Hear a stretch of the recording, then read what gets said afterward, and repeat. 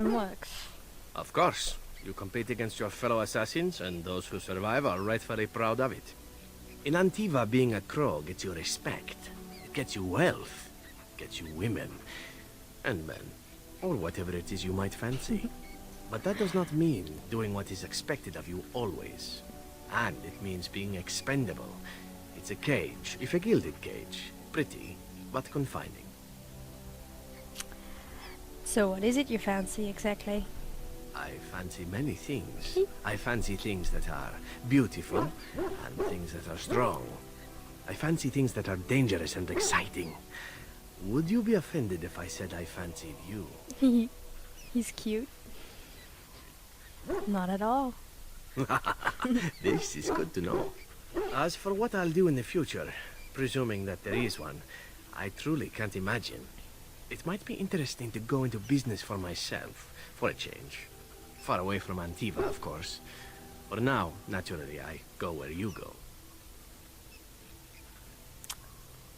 I'm happy to have you along. And here I am, happy to be had. Isn't it wonderful how things work out that way? Come now, enough chit-chat. Talking about the crows summons them, you know. Any Antivan fishwife could tell you so. Okay, you guys have to admit that Zevran is awesome. So we're gonna talk more. All right, but I get to stare at you luridly while you do so. Yay. Tell me a little about Antiva. Oh, you wish to know about Antiva, do you? The only way to truly appreciate it would be to go there. It is a warm place, not cold and harsh like this Ferelden. In Antiva it rains often, but the flowers are always in bloom. Or so the saying goes.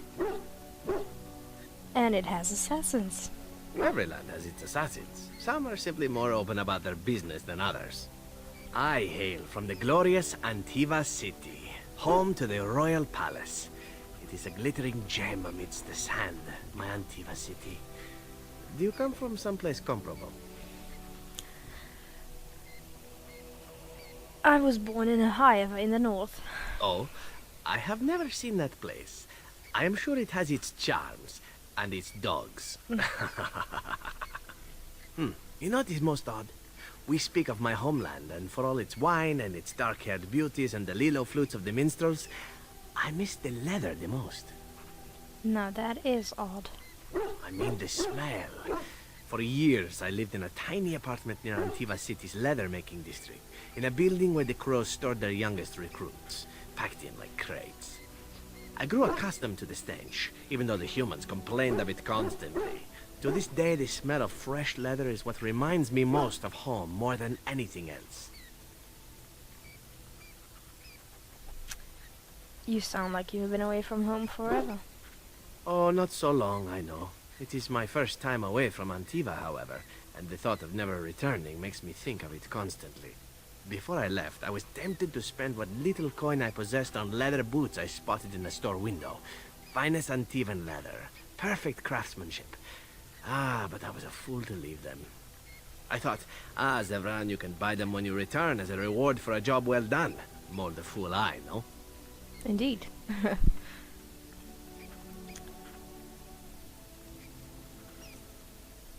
Your home is still there, Zevran.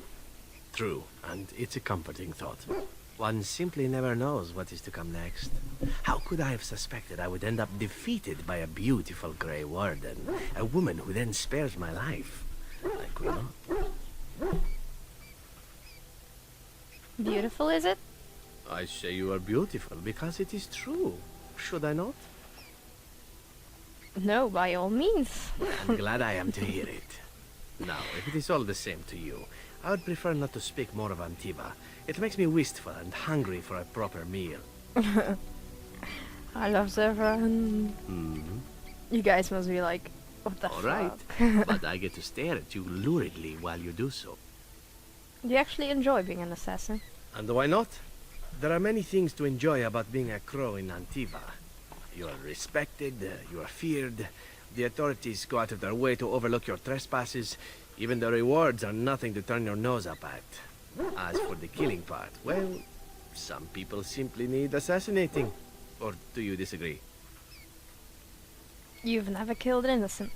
Now there's an interesting word, innocent. How many men do you know who can claim to be truly innocent? But if you're talking generalities, such as children and relatives and bystanders and such, never on purpose. But it happens. It's unfortunate, but death comes to us all. If not me, then some wasting disease, or a fall down the stairs, or at the hands of a darkspawn. It's all relative in the end. That's very practical attitude. Death happens, as we like to say. And when I get paid for it, death happens more often. As far as enjoying the act of killing itself, why not? There is a certain artistry to the deed. The pleasure of sinking your blade into their flesh and knowing that their life is in your hands. I know what you mean. There are many things I did not Totally. enjoy about being a crow, of course. Having no choice, being treated as an expendable commodity, the rules. Oh, so many rules. But simply being an assassin, I like it just fine. I will continue to do it if I can, even if I am not a crow. Honestly, could you picture me doing something else? Handsome elf like you, I can think of a few things. I mean professionally. Or maybe you mean professionally as well. Perhaps you intend to peddle my services to bored Ferelden noblewomen. It is an interesting thought, but I've always removed my clothes strictly on an amateur basis. A talented amateur, of course, but an amateur nonetheless. Of course, all these thoughts are moot. Chances are still good that you and I will perish, eaten by darkspawn or slain by the crows at some point. Very gruesomely, I imagine. But it is pleasant enough to chat about. Come, let's move on while our boots still have some wear in them. And talk some more. Hmm. I don't think he's gonna Alright, answer anymore. but I get to stare I at you know. I love luridly you while too. you do so. Tell me about your adventures. My adventures? I'm hardly an old man just returned from across the ocean, am I? Should I shake my fist at nearby children while I talk about the good old days? You certainly talk like you've had adventures. Falling down a flight of stairs is an adventure. Falling into someone's bed, also an adventure. I am assuming what you're looking for are professional anecdotes. Let's see, my second mission ever for the Crows was a bit intriguing. I was sent to kill a mage who had been meddling in politics. On your second mission. Well, it was just the one mage. Not as simple a mission as the vagrant Grey Warden or two, perhaps. As it turned out, the mage in question was quite a delightful young woman. Long, divine legs, as I recall. I caught her in a carriage on her way to escape to the provinces. After I killed her guard, she got down on her hands and knees and begged for her life. Rather aptly, I might add. So I joined her in the carriage for the night and left the next morning. And she didn't try to kill you? Well, yes, twice, actually. Then she decided to try and use me instead. The woman had actually convinced me to speak to the Crows on her behalf. What can I say? I was young and foolish at the time. Then, as I was kissing her goodbye to return to Antiva City, she slipped on the threshold and fell backwards out of the carriage. Broke her neck. Shame, really, but at least it happened quickly. So you didn't actually kill her? Not actually, no. I was a bit unimpressed by the development at first. Then I found out that she had told the driver to take her to Janellen instead. She had planned to lose me in the provinces. I would have looked very foolish to the Crows. As it was, my master was very impressed that I had done such a fine job of making it look like an accident. The circle of Magi was unaware of foul play, and everyone was happier all around. Except for the mage. I suppose, but she was dead. She didn't need to be happy. It was after that when I learned that one needn't let a pretty face go to your head. Professionalism was key. That's my moral of the day, you see. So you never mix business with pleasure? Well, there is you. But I'll point out that you did have to capture me and tie me up first. Every rule has its exception. Now that I've mentioned tying me up in that context, do we have extra rope about? You're funny. Let's do a personal. Oh, this should be good. What would you like to discuss? No, nothing. Can we Talker. Yeah, I know, guys. I'm sorry, but I truly Alright, love Zevran. but So. I get to stare at you luridly while you do so. Tell me more about your adventures. Again?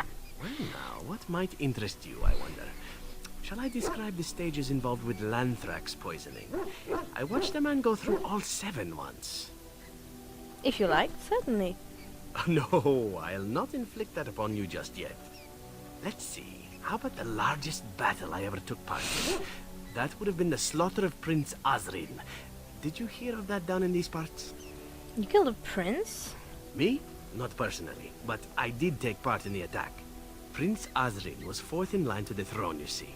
He started off as 11th, but worked his way up the old-fashioned method by inheriting control of an entire Crocel from his grandfather. After assassinating his way through the royal family, the king hired 3 other cells to take down Prince Azrin once and for all. I was in one of those cells. Is this sort of thing common in Antiva? Antivan royalty is very much bound up in the crows. You wouldn't want it run by a bunch of commoners, after all, would you? And this means they get involved in politics quite often. This particular fight nearly bankrupted the nation, I understand. It almost ended up putting a crow on the throne, a commoner. But that's a whole different story. I played a very small part. What did you do? My part in the entire battle was taken up trying to reach Princess Verina, who had thrown in with her brother. I killed about 11 of her guards personally before I got knocked out of a window. I landed in a river and nearly drowned. I was fished out by some urchins who robbed me blind. Made off with my boots, too. At least they didn't cut my throat. And that was my part in history. Not very glorious, if you ask me. Nothing about this work is glorious. Quite the opposite. If I indulge in a little vice and have sex with whatever I fancy, it's mainly to make things more Whatever you interesting. fancy. But there you go. Tale told. Let's be off before I tell more embarrassing stories, huh? Nope, we're gonna talk more. Haha. Okay. All right, but I get to stare at you luridly while you do so. Tell me more about your adventures. Well, the only one that's really worth telling is the story of the mission right before I came to Ferelden. But no, I would rather not. I shouldn't have said anything. It's alright, I understand. Thank you. Perhaps another day, huh? Okay, and that's all we can talk about for now. I think I talked to everyone. Let's see if the dog has anything new. I doubt he's had anything to say, but... Your dog is filthy. I can smell him 50 yards off.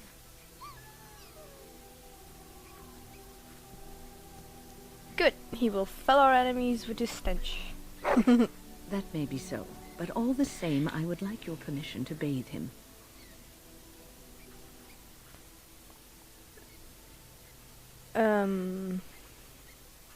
He's a warhound, not some pampered and powdered lapdog. I suppose that's true. Just make him sleep over on the other side of the camp. With Alistair. With any luck, that will keep all the stench confined to one small area. That was so mean. Pet Kobe. Ooh. That reminds me, I was like playing on the Wii today. Like, I was playing Michael Jackson, The Experience.